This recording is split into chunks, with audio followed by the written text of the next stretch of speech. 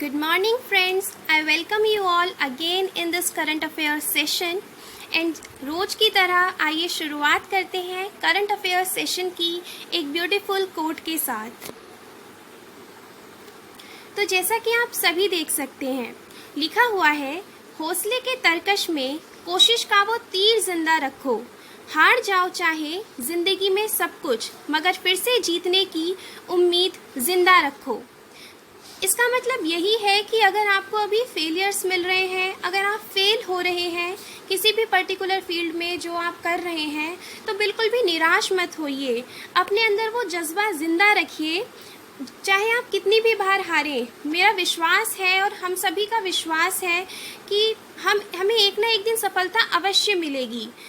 हो सकता है कि सफलता मिलने में थोड़ा सा हमें वक्त लगे, लेकिन सफलता हमारी मेहनत के सामने ज़रूर आएगी एंड हमें डेफिनेटली एक ना एक दिन सक्सेस ज़रूर मिलेगी। तो बिल्कुल भी घबराइए मत और जो भी काम आप कर रहे हैं उसे पूरे दिल और शिद्दत से करिए, क्योंकि दिल और शिद्दत से किया गया काम कभी भी आपका व्यर्थ नहीं जाएगा, उसका हमेशा आपको कुछ ना कुछ आउटपुट ज़रूर मिलेगा। सो चलिए फ्रेंड्स, स्टार्ट करते हैं आज के current affairs. So the number one current affair is that Montek Ahluwalia becomes a member of a group formed by International Monetary Fund and World Bank. Montek Ahluwalia has become a member of the high-level advisory group formed by the IMF and World Bank. तो ये जो मोंटेक अहलूवालिया हैं, ये एक member बन चुके हैं। किसके मेंबर बन चुके हैं? IMF और वर्ल्ड बैंक ने मिलकर एक हाई लेवल एडवाइजरी ग्रुप बनाया है, उसके मेंबर हैं। अब इस ग्रुप का पर्पस क्या है? The group has been formed amid the crisis posed by pandemics and climate change. अब ये जो ग्रुप है, इसको बनाया इसलिए गया है ताकि ये जो महामारी जैसी प्रॉब्लम्स हैं, क्लाइमेट चेंज की जो प्रॉब्लम्स हैं, इन सभी प्रॉब्लम्स के लिए एक सॉल्यूशन निकाला जा सके। And Ahluwalia is a distinguished fellow at the Center for Social and Economic Progress. He was also the former deputy chairman of the Planning Commission of India. ये डिप्टी चेयरमैन रह चुके हैं प्लानिंग कमीशन ऑफ इंडिया के, and he is a fellow at the centre for social and economic progress. Next news is coming from the country of Israel. Israel tests airborne laser weapon. Israeli military has successfully tested airborne high-power laser weapons that can shoot down drones mid-air. Israeli military ने successfully test कर लिए हैं airborne high power laser weapons. अब ये weapons ऐसे हैं जो कि हवा में ही ड्रोन्स को क्या कर सकते हैं? शूट डाउन कर सकते हैं, यानी कि उनको जो है रोक सकते हैं। Shoot down in the sense कि उन्हें डैमेज कर सकते हैं, डिवास्टेट कर सकते हैं। The weapon has been developed by the Defense Ministry of Israel and the defense contractor Elbit Systems Limited. अब इस वेपन को किसने बनाया है? पर्पस हमने देख लिया कि वेपन क्या करेगा, जो ड्रोन्स हैं उनको हवा में क्या कर देगा? शूट डाउन कर देगा। एंड ये बनाया किसने है? ये बनाया है डिफेंस मिनिस्ट्री ऑफ इजराइल और defence contractor Elbit systems limited ने मिलकर। The unnamed laser weapon will be incorporated into the country's multi-tier defense systems. अब ये जो वेपन बनाया गया है, इसको इजराइल के डिफेंस सिस्टम्स में इनकॉर्पोरेट किया जाएगा ताकि इसका फ्यूचर में यूज़ किया जा सके। Next news is about the state of Odisha, and it is saying that Odisha is the only state to have 3 crocodile species. इसमें कहा जा रहा है कि उड़ीसा सिर्फ एक ऐसा ओनली स्टेट है जहाँ पे 3 क्रोकोडाइल की स्पेशीज पाई जाती हैं। Odisha has become the only Indian state to have 3 kinds of crocodile species in its Mahanadi river. तो ये एग्ज़ाम पॉइंट ऑफ व्यू से ये न्यूज़ बहुत ज़्यादा इम्पॉर्टेंट है फ्रेंड्स, क्योंकि इसमें एक यूनिक बात ये है कि सिर्फ उड़ीसा ही एक ऐसा स्टेट है जहाँ पर ये 3 तरीके की क्रोकोडाइल की स्पेशीज़ पाई जा रही हैं। एंड एग्ज़ाम में आ सकता है कि ये किस रिवर में पाई जा रही हैं, तो सिंपल आंसर होगा महानदी रिवर में। The 3 kinds include salt water crocodiles, मगर एंड फ्रेश वाटर घड़ियाल्स। अब ये जो 3 तरीके के क्रोकोडाइल्स हैं ये कौन कौन से हैं? एक तो ये जो खारे पानी में रहने वाले क्रोकोडाइल्स हैं वो, मगर और fresh water gharials. Reptile fresh water gharials are also an endangered species. अब यहाँ पर एक एडिशनल इंफॉर्मेशन जो दी गई है वो ये है कि जो रेप्टाइल फ्रेश वाटर घड़ियाल्स हैं वो एंडेंजर्ड स्पेशीज में आते हैं। Next news is about new e-commerce rules. The Indian government has announced the amendments to India's Consumer Protection E-commerce Rules 2020। हमारी सरकार ने क्या किया है? हमारी सरकार ने कुछ अमेंडमेंट्स अनाउंस किए गए हैं। किसमें? India's consumer protection e-commerce rules 2020 में। अब ये जो डिसीजन है इसको क्यों लिया गया है? इस डिसीजन को इसलिए लिया गया है ताकि जो अनफेयर ट्रेड प्रैक्टिसेस हैं उनको रिड्यूस किया जा सके एंड जो कंज्यूमर्स हैं उनको प्रोटेक्ट किया जा सके चीटिंग जिससे कि उनके साथ कोई चीटिंग ना हो। तो इस तरीके की चीटिंग से कंज्यूमर्स को क्या किया जा सके? प्रोटेक्शन दिया जा सके। The major change is the ban on certain kinds of flash sales. Next news is about Malaysia on June 22, 2021 surpassed Indonesia to become India's biggest crude palm oil exporter in 2021। अब यहाँ पर ये news बताई जा रही है कि पहले क्या होता था कि पहले इंडोनेशिया इंडिया का सबसे बड़ा क्रूड पाम ऑयल एक्सपोर्टर था, बट आज ये न्यूज़ आई है कि मलेशिया ने इंडोनेशिया को पीछे छोड़ दिया है and now Malaysia has become the biggest crude palm oil exporter in 2020 and 21 to India. Now, last year, Indonesia imposed heavy taxes on exports of edible oil. Indonesia ने पिछले साल बहुत ज़्यादा हेवी टैक्सेस इम्पोज किए थे edible oil के exports पर। And as per the data by the solvent extractors association of India, अब जैसा कि डेटा मिला है solvent extractors association of India की ओर से, that a trade body of India, and ये क्या है? Solvent extractors association of India, ये क्या है? ये एक ट्रेड बॉडी है इंडियन वेजिटेबल ऑयल रिफाइनर्स की एंड ट्रेडर्स की। एंड इसने कहा है कि जो मलेशिया का पाम ऑयल एक्सपोर्ट है इंडिया में जो आ रहा है, that has surge 238% to 2.42 million tons in the first 7 months of 2020 and 21 marketing year that has started on November 8। यानी कि जो शुरू के 7 महीने थे 2020-21 के फाइनेंशियल ईयर के, उसमें मलेशिया का जो एक्सपोर्ट है इंडिया में वो कितना बढ़ गया था? 2.42 million turns. And during the same period, अब मलेशिया का तो बढ़ा, ठीक है, अब इसी समय के दौरान जो इंडोनेशिया का पाम ऑयल शिपमेंट है इंडिया में, वो क्या हुआ? वो गिर गया, यानी कि वो फेल हुआ कितना percent? 32% to 2 million turns.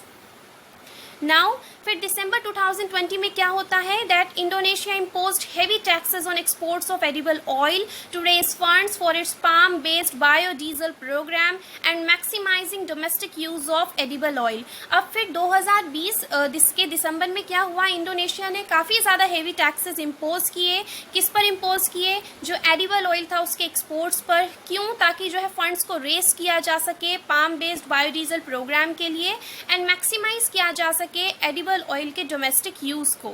As per trade officials, Indonesia's export levies have been at their highest level for 5 months continuously. अब जैसा कि ट्रेड ऑफिशियल्स बता रहे हैं, उनका कहना है ट्रेड ऑफिशियल्स का कि जो इंडोनेशिया के एक्सपोर्ट पे ये जो टैक्सेस वो लेवी कर रहा है, जो इम्पोज कर रहा है, ये बहुत ज़्यादा हाईएस्ट लेवल पर है पिछले 5 महीनों से, यानी कंटिन्यूसली हाईएस्ट हैं।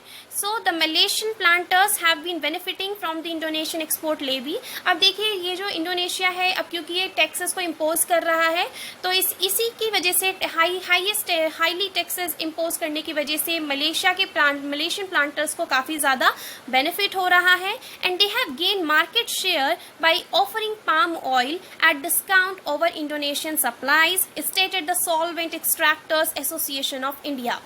नाउ फ्रेंड्स, एक मैं एडिशनल पॉइंट आप सभी के साथ शेयर करना चाहती हूँ।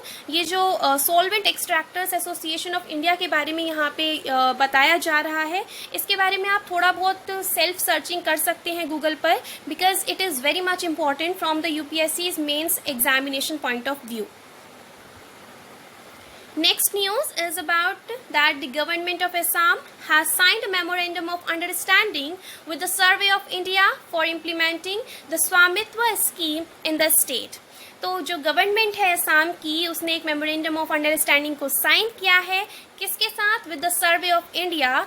क्यों? ताकि जो स्वामित्व स्कीम है उसको स्टेट में, असम में क्या किया जा सके? इम्प्लीमेंट किया जा सके, लागू किया जा सके। Now, the scheme aims at providing an integrated property validation solution for rural areas. अब इस स्कीम में क्या होगा? ये एक सॉल्यूशन प्रोवाइड कर रही है for an integrated property validation solution, जो कि गांव के इलाके हैं। जैसा कि हम सभी जानते हैं कि पहले के टाइम में एंड आज भी देखा जाए तो बहुत से गांव ऐसे हैं, कुछ लोग ऐसे हैं गांव में जिनके पास प्रॉपर रिकॉर्ड्स नहीं है अपनी प्रॉपर्टी के।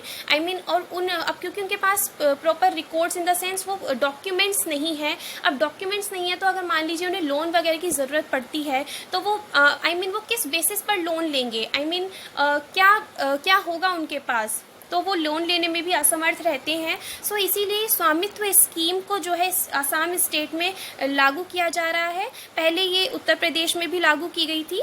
So the scheme aims at providing an integrated property validation solution for rural areas. The Assam governments department of revenue and disaster management and the union ministry of Panchayati Raj will be implementing the scheme with the support of the panchayat and the rural development. अब ये जो Assam government का department of revenue disaster management है और union ministry of पंचायती राज है, ये दोनों मिलकर जो है इस स्कीम को इम्प्लीमेंट करेंगे। किसकी सपोर्ट से? पंचायत की सपोर्ट से और रूरल डेवलपमेंट की सपोर्ट से। Next point is that the Survey of India as the technology partner will be taking steps for the survey of inhabited rural land by the drone as well as the establishment of the ground-based control stations for enabling a detailed spatial database of properties in the rural areas of the state. अब ये जो Survey of India है अब क्योंकि ये technology provide करेगा इस particular scheme को इम्प्लीमेंट करने के लिए, ठीक है, तो इसीलिए ये जो है स्टेप्स लेगा, कुछ ऐसे कदम उठाएगा ताकि सर्वे किया जा सके जो इनहैबिटेड रूरल लैंड है, किनकी मदद से? ड्रोन्स वगैरह की मदद से। अब पर्पस क्या है इसका? पर्पस ये है ताकि to reduce the property related disputes in the rural areas as well as the legal cases in Assam. अब इस स्कीम का पर्पस यही होगा, इसे लागू करने का, इम्प्लीमेंट करने का जो पर्पस है वो बहुत सिंपल है एंड काफ़ी ऑब्वियस है कि जो भी प्रॉपर्टी रिलेटेड विवाद होंगे, ठीक है, रूरल एरियाज में, और जो भी असम में लीगल केसेस हैं उनको क्या किया जा सके? रिड्यूस किया जा सके। अब क्योंकि अभी हमने स्वामित्व स्कीम के बारे में पढ़ा तो थोड़ा सा इस स्वामित्व स्कीम के बारे में जान लेना ज़रूरी है, क्योंकि आप अपने मेंस आंसर राइटिंग वगैरह में इसको यूज़ कर सकते हैं। The scheme was launched on a pilot basis on April 24, 2020 on the occasion of National Panchayati Raj Day and it was rolled out across India on April 24, 2021. अब ये जो scheme है इसको लॉन्च किया गया था, पहले इसको एक पायलट बेसिस पर लॉन्च किया गया था। कब? 24 अप्रैल 2020 में, यानी कि पिछले साल। एंड किस दिन किया गया था? हम सभी जानते हैं कि 24 अप्रैल को नेशनल पंचायती राज डे मनाया जाता है। सो उसी दिन जो है इस स्कीम को क्या किया गया था? रोल आउट किया गया था, लॉन्च किया गया था। एंड इस बार 24 अप्रैल 2021 में इसे रोल आउट किया गया पूरे इंडिया में। नाउ स्वामित्व स्कीम का पर्पस क्या है? This scheme will provide a record of rights to village household owners who possess houses in inhabited rural areas in the villages. अब इस स्कीम की वजह से क्या होगा? जो ऐसे लोग हैं जो कि गांव के लोग हैं, गांव में रहते हैं, जिनके पास जो है क्या कहते हैं, जो ओनर्स हैं, जिनके घर हैं खुद के रूरल एरियाज में, रूरल विलेजेस में, सो उनके पास क्या आ जाएंगे? उनके पास रिकॉर्ड्स आ जाएंगे कि उनके पास वो डॉक्यूमेंट्स होंगे प्रॉपर, जिसके तहत वो ये साबित रहेगा, उनके पास हमेशा ये एक गारंटीड रहेगी कि हाँ भाई ये पर्टिकुलर घर जो है इस बंदे को बिलोंग करता है, इस इंसान को बिलोंग करता है। एंड एक प्रॉपर क्या कहते हैं डेटा बना रहेगा। एंड अगर उनके पास ऐसे डॉक्यूमेंट्स होंगे तो इसका क्या फ़ायदा होगा? It will in turn enable them to use their property as a financial asset. अब वो अपनी प्रॉपर्टी को एक फाइनेंशियल एसेट की तरह यूज़ कर पाएंगे। कहाँ पे? लोन्स वगैरह लेने में, और जो भी बैंक से जो भी फाइनेंशियल बेनिफिट्स वो उठा सकते हैं वो सारे बेनिफिट्स उनको मिल जाएंगे। Next news is about the United Nations Educational, Scientific and Cultural Organization Committee on June 22, 2021 recommended that the Great Barrier Reef should be added to a list of endangered World Heritage Sites. देखिए ये काफ़ी जो है काफ़ी ज़्यादा ख़तरनाक सी news है। ख़तरनाक इसलिए है क्योंकि क्लाइमेट चेंज एक बहुत ही ज़्यादा, हम सभी जानते हैं, एक बहुत ही ज़्यादा ख़तरनाक प्रॉब्लम है, क्योंकि हम सभी इसके कंसिक्वेंसेस कहीं ना कहीं जानते हैं एंड हम सभी को अपने अपने लेवल पर जो है कंट्रीब्यूट करना चाहिए ताकि क्लाइमेट चेंज जैसी प्रॉब्लम्स को टैकल किया जा सके। सो यहाँ पर ये कह रहा है कि 22 जून 2021 को, यानी कि कल के दिन, United Nations Educational, Scientific and Cultural Organization committee ने रिकमेंड किया है कि जो ऑस्ट्रेलिया की ग्रेट बैरियर रीफ है, आई होप आप सभी ने ऑस्ट्रेलिया की ग्रेट बैरियर रीफ के बारे में तो ज़रूर ही सुना होगा, वो जो है उसको इंडेंजर साइट्स में ऐड कर देना चाहिए है वर्ल्ड हेरिटेज साइट्स की, यानी कि अब वो क्या है, डेंजर में हो गई है, इंडेंजर कैटेगरी में आ जानी चाहिए है। So the United Nations committee under the aegis of UNESCO said that the world's biggest coral reef system has deteriorated and action is required to counter the effect of climate change. तो United nation committee ने UNESCO के साथ मिलकर कहा है कि जो पूरे वर्ल्ड की सबसे बड़ी कोरल रीफ सिस्टम है वो क्या होती जा रही है, उसकी हालत जो है डैमेज होती जा रही है, डिटेरियोरेट होती जा रही है, और हमें जो है जल्द से जल्द एक्शंस लेने चाहिए ताकि क्लाइमेट चेंज जैसी प्रॉब्लम्स को काउंटर करके इस कोरल रीफ को क्या किया जा सके, बचाया जा सके। However, the recommendation has drawn opposition from Australia, stating political interference. लेकिन ये जो रिकमेंडेशन दी है United Nations Educational, Scientific and Cultural Organization committee ने, इसको जो है अपोजिशन अपोज किया गया है। कहाँ से? From Australia. ऑस्ट्रेलिया ने इसको अपोज किया है। क्यों? ये स्टेट क्या है कि इसमें कुछ पॉलिटिकल इंटरफेरेंसेज हो रहे हैं।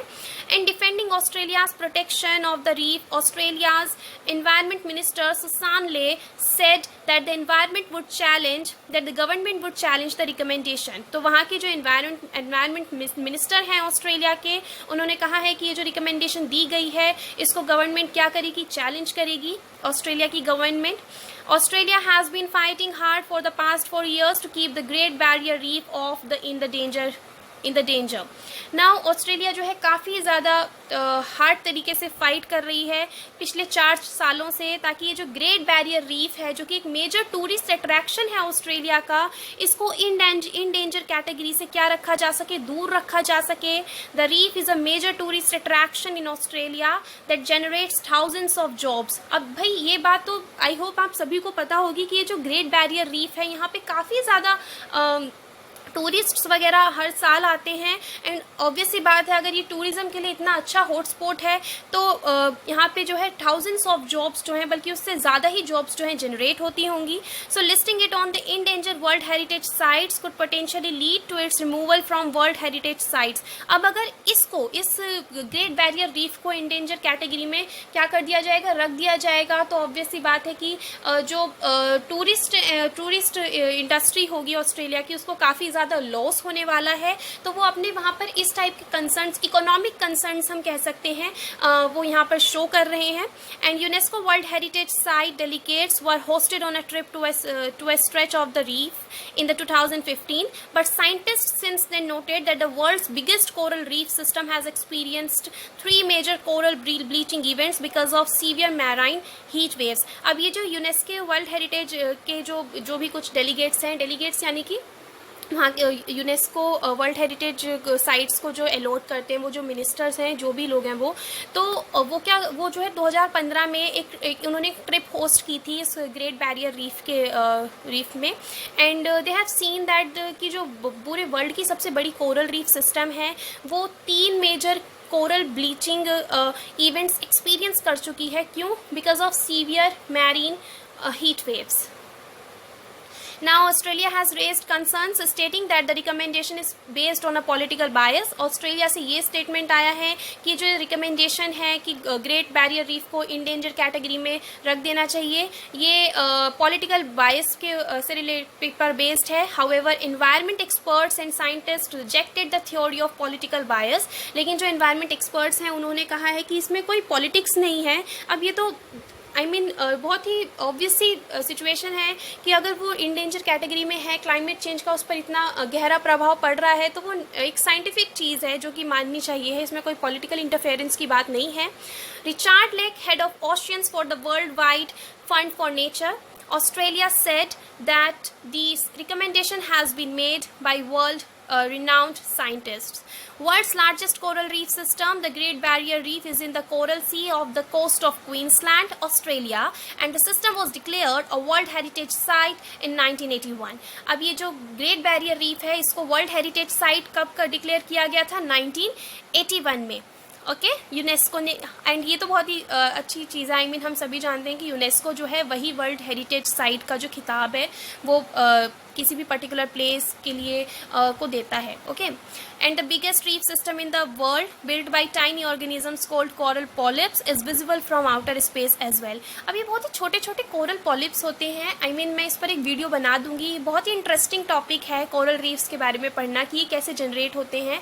एंड जब आपको इसके बारे में पता चलेगा तो आप खुद बहुत ज़्यादा शॉक्ड हो जाएंगे एक बार को। क्यों? क्योंकि ये जो कोरल पॉलिप्स होते हैं बहुत छोटे छोटे होते हैं, एंड ये बाद में जाकर इन्हीं की क्या बन जाती हैं? कोरल रीफ्स, एक आइलैंड जैसा बन जाता है। एंड सबसे ज़्यादा जो यहाँ पे मिस्टीरियस बात है वो ये है कि ये जो कोरल रीफ सिस्टम है इसे आप आउटर स्पेस से भी देख सकते हैं। यानी कि इन छोटी छोटी कोरल पॉलिप्स ने मिलकर इतना बड़ा आइलैंड जैसा बना दिया है जिसे ग्रेट बैरियर रीफ कहा जा रहा है, जिसको कि आप आउटर स्पेस से भी देख सकते हो।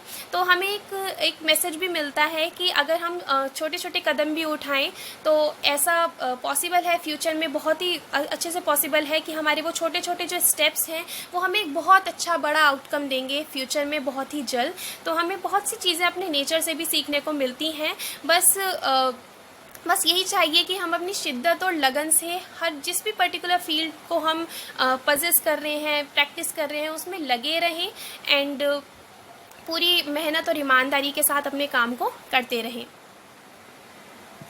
Now next news is very interesting news, and as Indians we proud a lot. It's a very proudy moment for every one of us.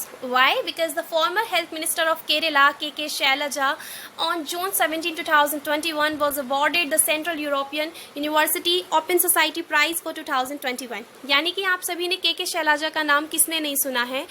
ये केरला की पिछली हेल्थ मिनिस्टर थी, एंड इनको 17 जून 2021 को अवार्ड किया गया है Central European University Open Society Prize से। एंड देखते हैं क्या कहा है इनके बारे में।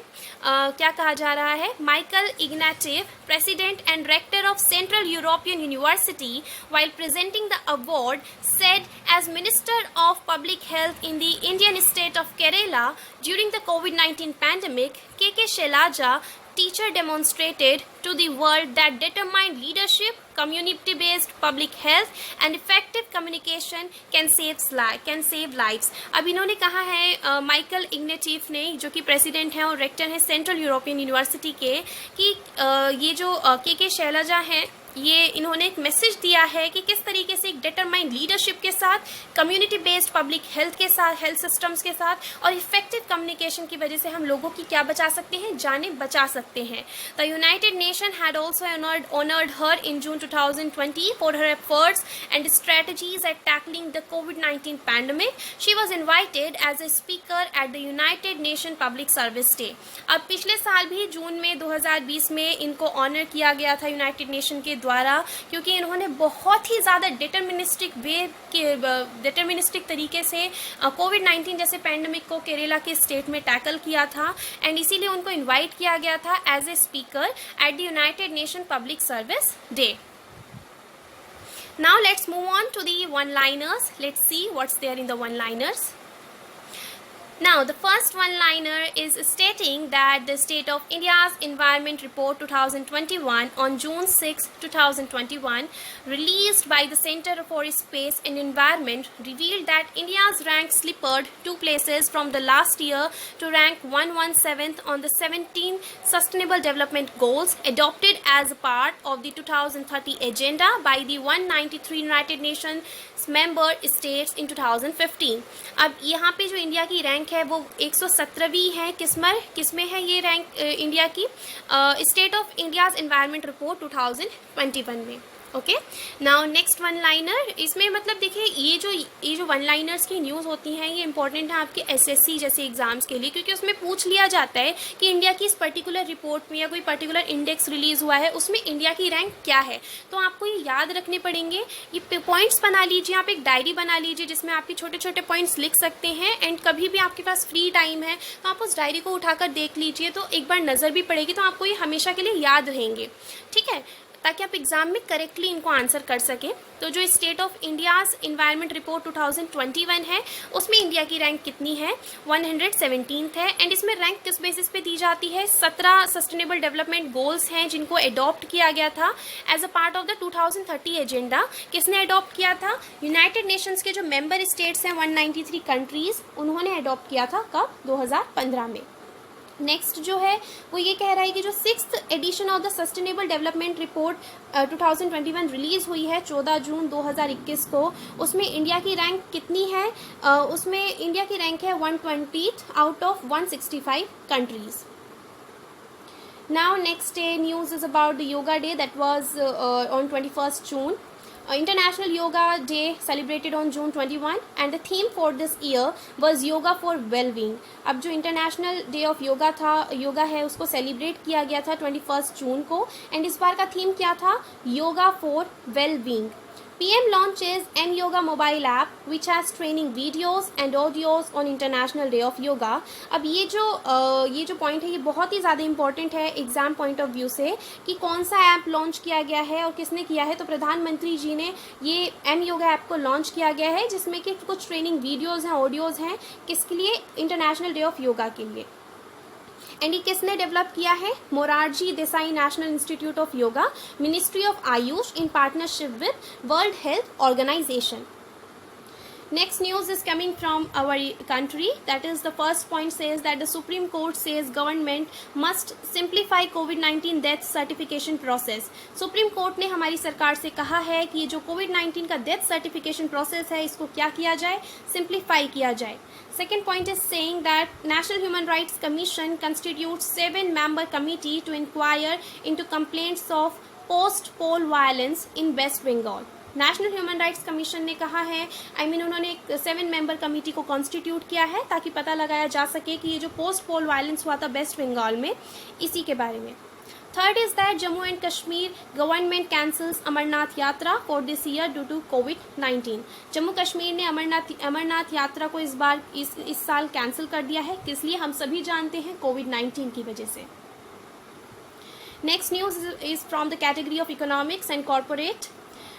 The India receives $64 billion foreign direct investment in 2020, fifth largest recipient of inflows, World Investment Report 2021 of United Nations Conference on Trade and Development.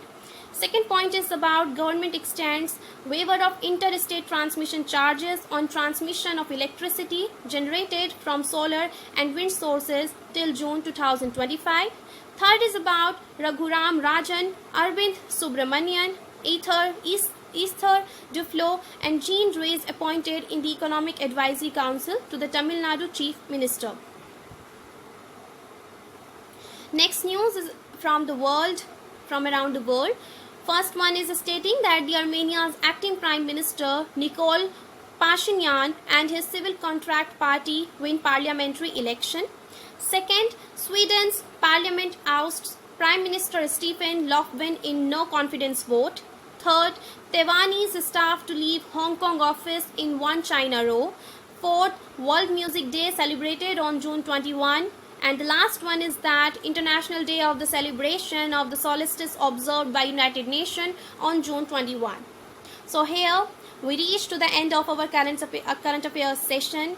Friends, if you like this session, if you think that the session was really helpful and it is helping you in your preparation of the various government exams, then please do like it, because when you like my videos, my current affairs session, it really gives me motivation. It becomes a source of motivation for me to make more such videos like this so that I can help you more. And trust me friends, I am covering everything whatever I get as an information from various sources. I am covering every relevant news that's going to be very much important for your upcoming exams. So please friends, if you are new to my channel, do subscribe my channel. If you like the video, then please do like it if you think that the video was really helpful, and please do share the video with your friends and with your relatives whosoever is preparing for the various government exams. And trust me friends, it is going to be really helpful for all of you.